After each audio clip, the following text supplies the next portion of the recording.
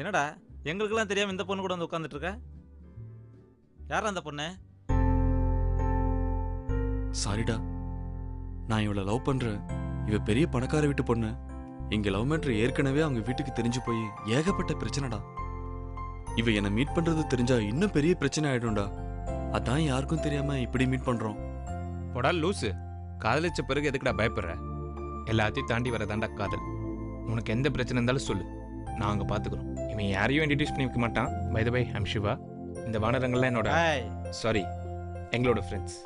I'm Chandru. வணக்கம். நீங்கள் கையெடுத்து கும்புறதே தொல்லை பண்ணாதீங்கன்னா போங்கடான்னு சொல்கிற மாதிரி இருக்கு. அப்படியே தோணுது மச்சான், எனக்கு அப்படி தோணலையாடா. கிளம்பலாம்டா. ஐ அம் ரெடி.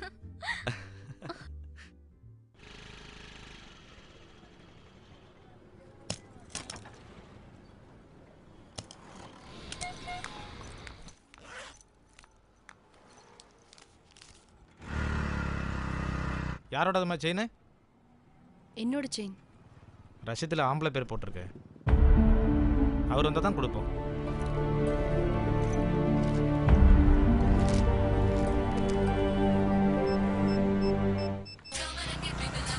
மச்சான் ஃபோன் ரிங் ஆகுதுடா. ஏய் யாருன்னு கேளுடா. ஏதோ செல்லவனு போட்டுருக்கடா. ஐயோ. ஹலோ, சிவா பேசுகிறேன். நான் சரண்யா பேசுறேன். எங்க இருக்க? உடனே வா. என்னை பிரிஞ்சு ஒரு நிமிஷம் கூட இருக்க முடியாதே, எனக்கு தெரியுமே. நீ ரோமியோ, நான் ஜூலியட் பாரு. ஏன் ரொம்ப பழசா திங்க் பண்ற? புதுசா திங்க் பண்ண மாட்டியா? ஒரு சூர்யா, ஒரு ஜோதிகா. பேசுறதுக்கு ஒன்றும் குறைச்சல் இல்லை. சீக்கிரம் அடகு கடைக்கு வா. ஏன் உன் வீட்டில் ஏதாவது பிரச்சனையா? இல்லை உனக்கு ஏதாவது ப்ராப்ளமா? முதல்ல வா, என்ன பிரச்சனைன்றத அப்புறம் சொல்றேன்.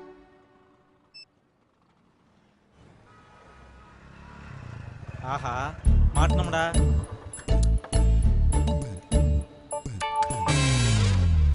என்ன சொல்லலாம்? அடகு கடை வரைக்கும் வந்திருக்க? உன் லட்சணம் அடகு கடை வரைக்கும் வர வச்சிருக்கு. வா.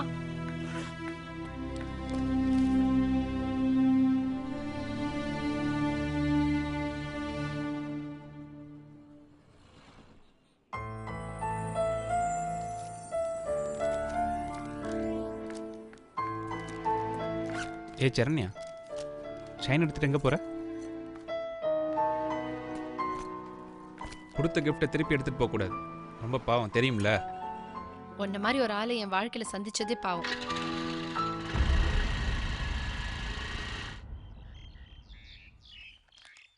ஏதாவது லட்சியம் இருக்கணும்டா, அப்பதான் வாழ்க்கையே சுறுசுறுப்பா இருக்கும். நீ வேணுன்னா ஏதாவது லட்சியம் வச்சுக்கோப்பா, எனக்கு எதுவும் வேண்டாம். என்னடா உனக்கு எந்த லட்சியமும் இல்லையாடா? எந்த லட்சியமும் கிடையாதுடா மச்சான். படிக்கணும், பாஸ் ஆகணும், மாதம் 10,000 சம்பளத்தில் ஒரு வேலை கிடைச்சா போதும். அமைதியான வைஃப், நிம்மதியான வாழ்க்கை. நம்ம பேர் சொல்கிற மாதிரி 2 வாண்டுங்க. ரிட்டையர்மெண்ட் வாங்கின பிறகு வர காசை வச்சு சின்னதாக ஒரு வீடு, சாஞ்சுக்கிறதுக்கு ஒரு ஈஸி சேர், அவ்வளோதான். என்னடா லட்சியமே இல்லைன்னு சொல்லிட்டு இவ்வளோ பெரிய லட்சியம் வச்சிருக்க?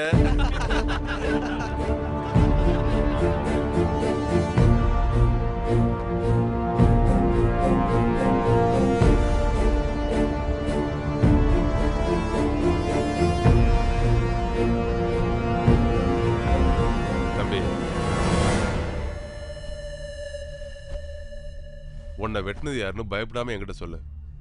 கண்டிப்பா நாங்க நடவடிக்கை எடுப்போம். தைரியமா சொல்லு. ஆள் மாற்றி வெட்டிட்டாங்க சார். எனக்கு யாரும் எதிரி கிடையாது.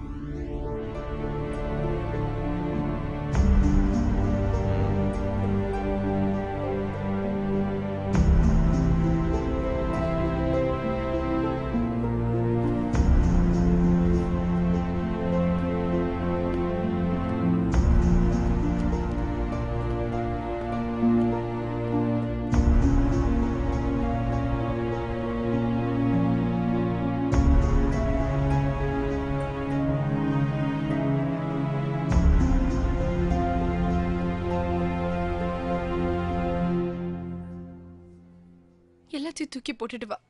நம்மளுக்கு கூட நிம்மதியான வாழ்க்கையை தேடிக்கலாம். நான் எல்லாத்தையும் விட்டுட்டு வந்துட்டா நான் ஆம்பளையா பிறந்ததுக்கு அர்த்தமே இல்லாமல் போயிடும். வரட்டுப்படிவாத வாழ்க்கையை சீரழிச்சிடு சிவா. இதுக்கு மேல என்னால காத்துட்டு இருக்க முடியாது. உன்ன மாதிரியே எனக்கு 1008 ப்ராப்ளம் இருக்கு. உன்னை நான் காத்துட்டு இருக்க சொல்லலை. நீ பழகின பேர் இந்த சிவா வேற, இப்போ நீ பார்க்குற சிவா வேற. உன் முடிவா? உன் முடிவை நீ மாத்திக்கவே மாட்டியா? இப்படி கோபப்பட்டு தான் உன் வாழ்க்கையே வீணா போச்சு. எந்த லட்சியமும் இல்லாம தான் நான் சுத்திட்டு இருந்தேன். இப்போ எனக்குன்னு சில கடமைகள்லாம் இருக்கு. நீ என்ன நினைச்சிட்டுன்னு சொல்ல மாட்டேன், மறந்துடணும்னு சொல்ல மாட்டேன். உன் வாழ்க்கையை முடிவு பண்ண உனக்கு உரிமை இருக்கு.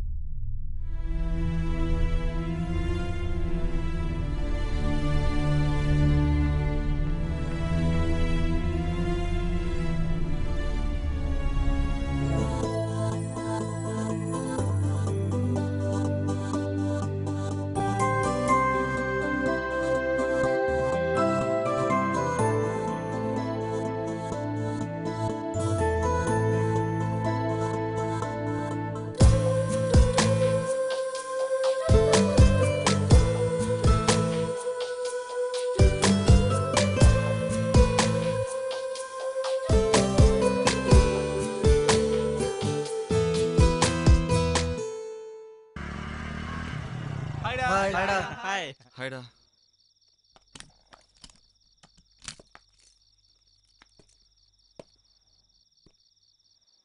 என்னடி நடுராத்திரில வந்து உயிரை எடுக்கிற? என்ன பண்றதுன்னே தெரியலையே. என்னடி என்னாச்சு சொல்லிட்டாளு, அப்பதானே நானும் உன் கூட சேர்ந்து அழ முடியும். திடீர்னு கல்யாணத்துக்கு ஏற்பாடு பண்ணிட்டாங்க. என்ன பண்றதுன்னே தெரியல. அதனாலதான் வீட்டை விட்டு கிளம்பி வந்துட்டேன். என்னடி திடீர்னு குண்டு தூக்கி தலையில போடுற? இப்ப என்ன பண்றதுன்னே தெரியலையே. இப்ப என்னடி பண்றது? நம்ம எங்கேயாவது போய் கல்யாணம் பண்ணிக்கிட்டு சந்தோஷமா வாழலாம். நம்ம கல்யாணம் பண்ணிக்கலாம், ஆனா சந்தோஷமா வாழ முடியாது. ஏ, உனக்கு என்ன பிடிக்கலையா? நீ லூஸ், அழுகையை நிறுத்து. கல்யாணம் பண்ணிக்கலாம், சோத்துக்கு என்ன பண்றது? அதெல்லாம் நீ லவ் பண்றதுக்கு முன்னாடி யோசிச்சிருக்கணும். அப்போ மந்தரமா வந்து நிப்பீங்க, அப்புறம் எங்க யோசிக்கிறது? என்ன? ஒண்ணும் இல்லடி, ஏன் வேதனை நினைச்சு புலம்புன? அப்ப நான் வந்தது உனக்கு வேதனையா இருக்கா? நான் அப்படி சொல்லலடி. உனக்கு இஷ்டம் இல்லைன்னா சொல்லிடு, நான் கிளம்புறேன். ஆனா ஆத்துலயோ கொல்லத்துலயோ என் போன மிதக்கும். நில்லு. மிரட்டி மிரட்டி நீ காரியத்தை சாதிச்சிருவ போல இருக்கு. நான் சொல்றது ஒரு நிமிஷம் கேளு, கொஞ்சம் பொறுமையா ஸ்வேதா. சிவா வரட்டும், உன்னை நான் கைவிட மாட்டேன். நீதான்டா என் உயிர். நீ இல்லாம என்னால வாழவே முடியாது.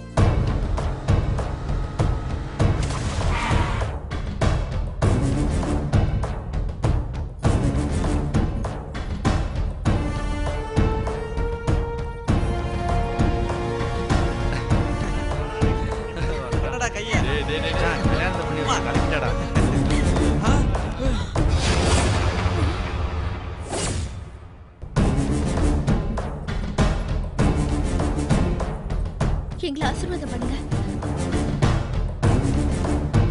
டேய், என் பொண்ணு மனச கலைச்சு எங்க கிட்ட இருந்து பிரிச்சிட்டியடா. நீ நல்லாவே இருக்க மாட்டடா. அம்மா, பெத்த வயிறு பத்திக்கிட்டு எரியுதுடா.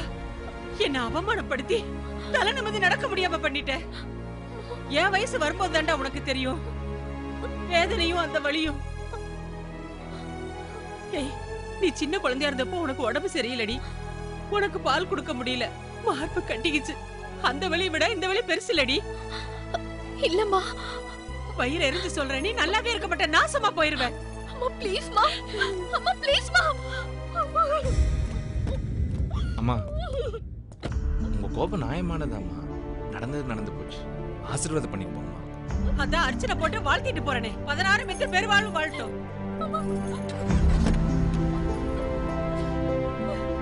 நீங்க ஒன்றும் கவலைப்படாதீங்க, எல்லாம் நாங்க பார்த்துக்கிறோம். என்னடா இவங்களும் வீடு தரமாட்டேன்ட்டாங்க, என்னடா பண்றது? வீடு தாண்டா பெருசாக இருக்குது. நமக்கு வீடு வாடகைக்கு தர அளவுக்கு அவங்களுக்கு பெரிய மனசு இல்லடா. ஆமா, இந்த வீடெல்லாம் வேற வீடா இல்ல. வாங்கடா தரலாம்.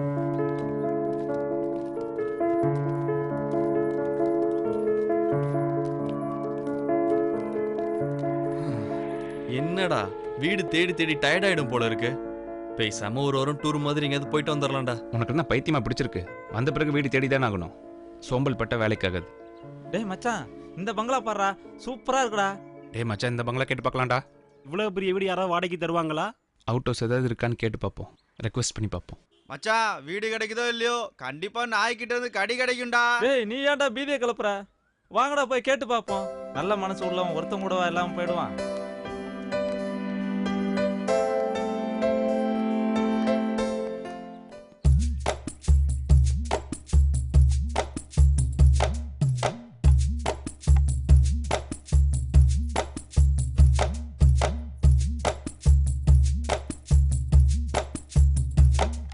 செக். யார் நீங்க? ஐயா, வீடு வாடகைக்கு இருக்கான்னு கேட்கலாம்னு வந்தோம். வீடு வாடகைக்கு விடுறதா இருந்தா டூலெட் போர்டு போட்டிருப்போமே.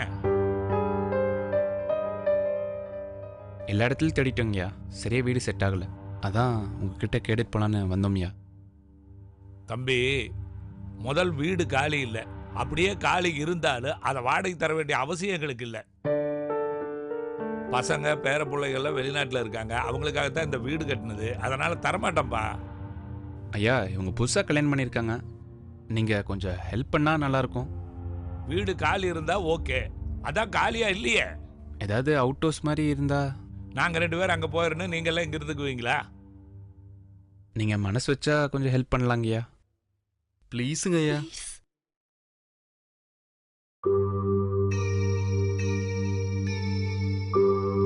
இதை பாருங்க தம்பி, ஒரு பொண்ணோட வந்துட்டீங்க நம்மளை நம்பி. அதனால ஒரு பழைய பொருளெல்லாம் போட்டு வச்ச ஒரு ரூம் இருக்குது, அதை வேணா காலி பண்ணி தர்றேன். வாடகை எவ்வளவு தரணுங்கய்யா? 2000 வாடகை கொடுப்பா, 20000 அட்வான்ஸ் கொடுத்துரு. ஓகே, நான் ஈவினிங் வந்து கொடுத்துறேங்கம்மா. சரிப்பா. போயிட்டு வருங்கய்யா. சாயந்தரம் வரமாட்டேங்க. போயிட்டு வரேங்கய்யா. வரமா?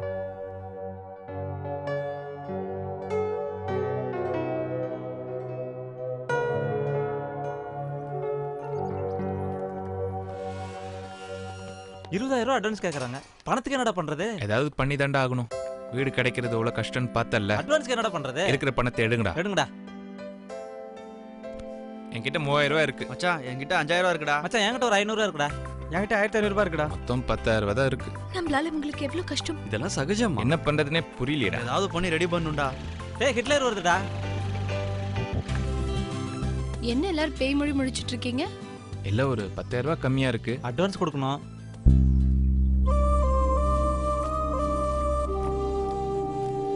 இந்தா வாங்கிக்கோ. Thanks. 20,000 ரெடிடா. Thank you so much. It's okay. All the best. Thank you. நல்லபடியா லைஃப் ஸ்டார்ட் பண்ணுங்க.